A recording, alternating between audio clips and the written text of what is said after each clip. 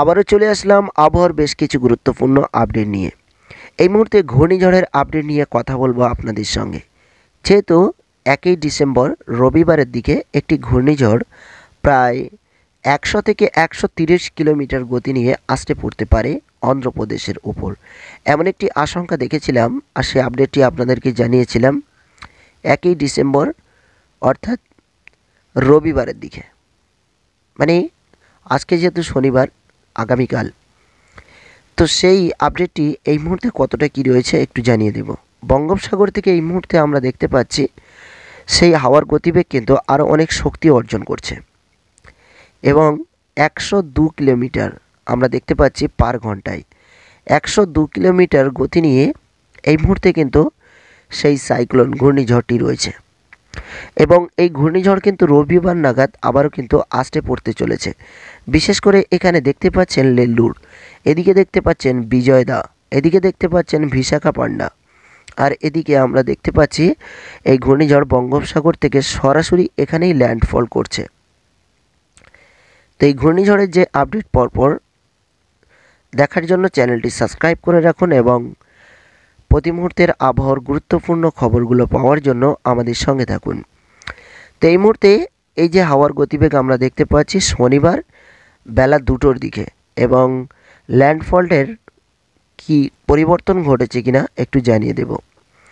তো এই মুহূর্তে আমরা দেখতে পাচ্ছি কিন্তু যেহেতু আজকে শনিবার, এই শনিবার বেলা 2টোর সময় অলরেডি কিন্তু এই ঘূর্ণিঝড়টি ল্যান্ড করে যাচ্ছে, যেটি আমাদের আপডেট ছিল যে রবিবার এই ঘূর্ণিঝড়টি ল্যান্ডফল হতে পারে অন্ধ্রপ্রদেশের মধ্যে। কিন্তু সেখানে আমরা দেখতে পাচ্ছি আজকে যেহেতু শনিবার 30শে নভেম্বর, আজকেরই কিন্তু ল্যান্ডফল করে যাচ্ছে এবং ল্যান্ডফলের সময় গতিবেগ থাকছে প্রায় 100 থেকে 130 কিলোমিটারের কাছাকাছি।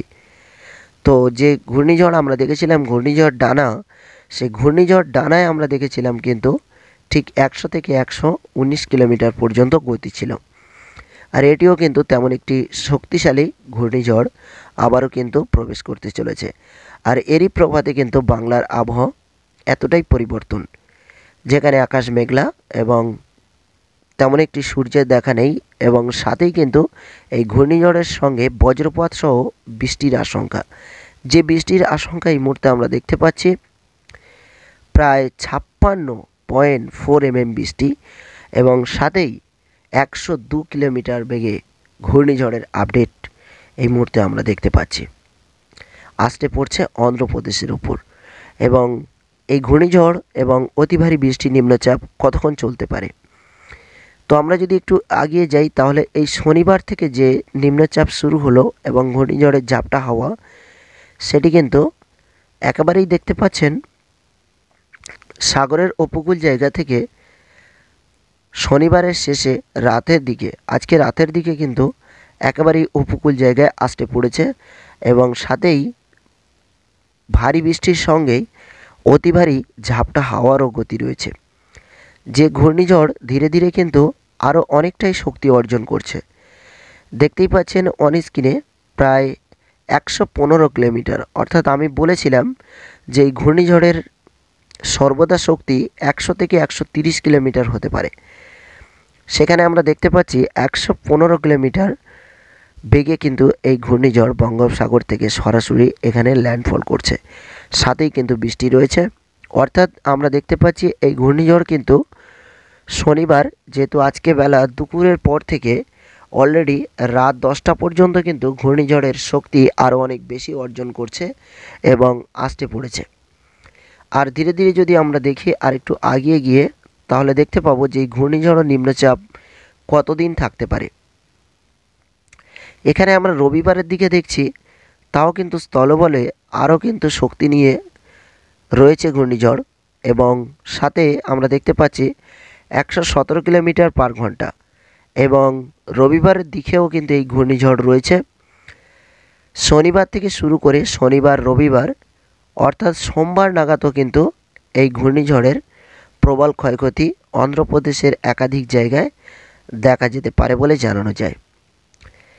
আমরা দেখতে পাচ্ছি সোমবারের দিকে গিয়ে এই ঘূর্ণিঝড়ের গতি কিছুটা হলেও কমতে পারে, যেখানে 50-60 কিলোমিটার, তাও কিন্তু রয়েছে অনেক ক্ষমতা নিয়ে। এবং এই ঘূর্ণিঝড়ের ফলে বাংলার উপরে কিন্তু তেমন একটি কোনো ক্ষয়ক্ষতি হচ্ছে না।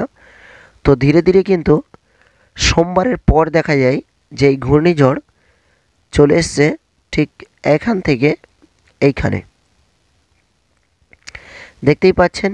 এবং এই ঘূর্ণিঝড়ের যে গতিবেগ থাকছে প্রায় 80 কিলোমিটার।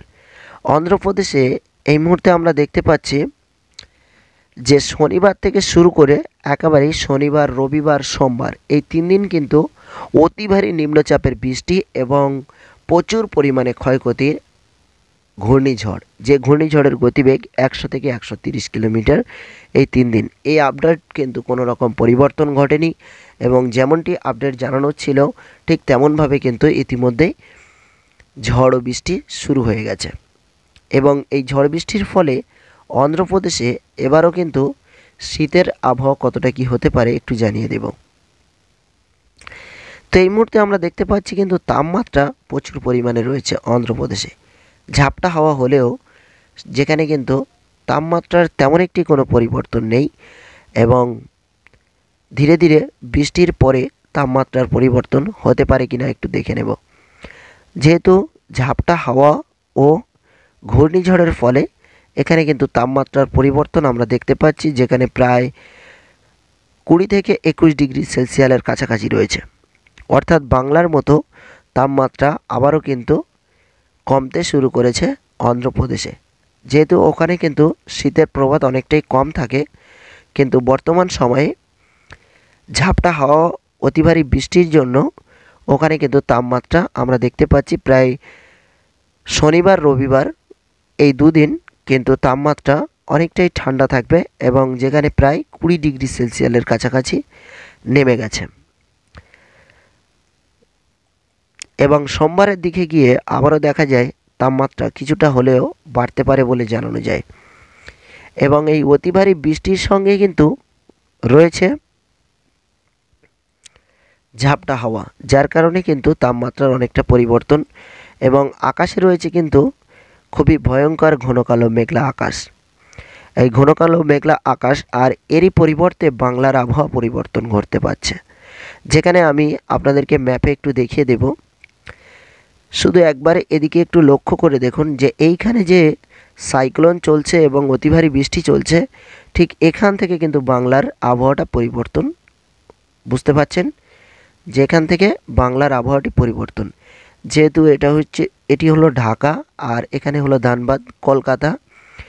তো এই যে অন্ধ্রপ্রদেশে যে অতি ভারী নিম্নচাপ এবং বৃষ্টি এবং ঝাপটা হাওয়া, এরই কারণে বাংলার আবহাওয়া আজ পরিবর্তন, নিশ্চয়ই বুঝতে পারছেন।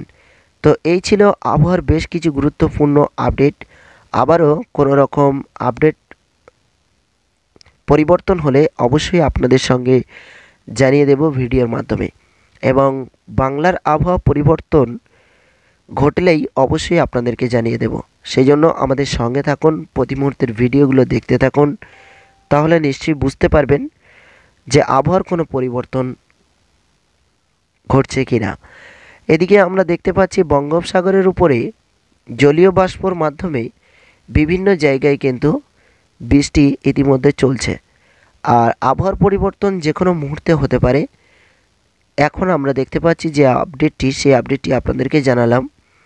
পরবর্তী থেকে আপডেট আবারও পরিবর্তন হতে পারে, যেহেতু শুধুমাত্র বঙ্গোপসাগরে নয়, বিভিন্ন জায়গায় কিন্তু ইতিমধ্যে প্রচুর পরিমাণে বৃষ্টি চলছে এবং ঝাপটা হাওয়াও রয়েছে, ঘূর্ণিঝড়।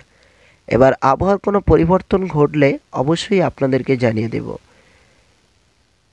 আমাদের সঙ্গে থাকুন এবং প্রতি মুহূর্তের আপডেটগুলো দেখতে থাকুন এবং অন্যকে ভিডিওগুলো শেয়ার করে দেখার সুযোগ করে দিন। বিশেষ করে বঙ্গোপসাগরের উপরে এই ঘূর্ণিঝড় সহ আরও একাধিক জায়গায় কিন্তু এরকম ঘূর্ণিঝড় রয়েছে এবং জলীয় বাষ্প রয়েছে। যে কোনো মুহূর্তে এই জলীয় বাষ্পর দিক পরিবর্তন হতে পারে এবং আসতে পড়তে পারে এবং সেই জন্য বাংলার আবহাওয়া পরিবর্তন হতে পারে। তো এই ছিল গুরুত্বপূর্ণ আপডেট আপনাদেরকে জানানোর। সবাই ভালো থাকুন, সুস্থ থাকুন। আবারও গুরুত্বপূর্ণ আপডেট নিয়ে আপনাদের সঙ্গে চলে আসব ঠিক ততক্ষণ।